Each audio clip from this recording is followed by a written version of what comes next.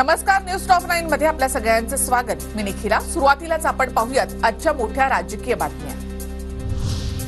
अमित शहांच्या नेतृत्वामध्ये महायुतीची बैठक संपन्न. शिंदे, फडणवीस, अजित पवारांची हजेरी.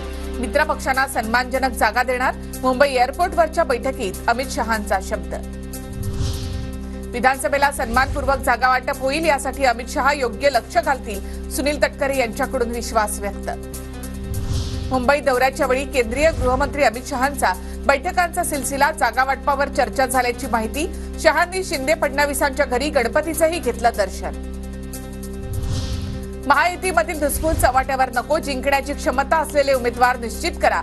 लोकसभा निवडणुकीतील चुका टाळा. शहांच्या भाजप नेत्यांना सूचना.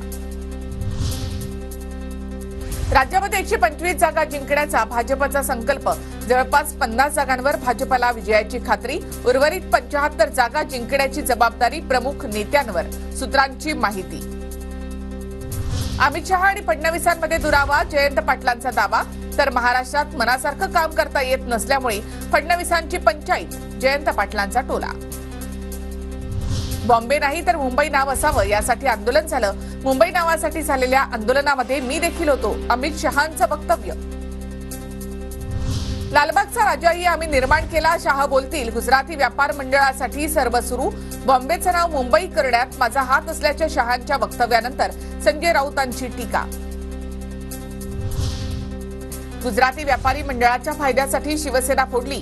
संजय राऊतांचा आरोप. तर ठाकरे कुटुंब गुजरात व्यापारी मंडळाचे लाभार्थी. त्यांचा सर्व खर्च गुजरात मंडळाच्या माध्यमातून होतो. नितेश राणेंचं उत्तर.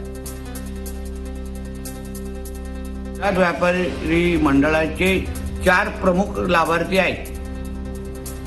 उद्धव ठाकरे, रश्मी ठाकरे, आदित्य ठाकरे आणि तेजस ठाकरे.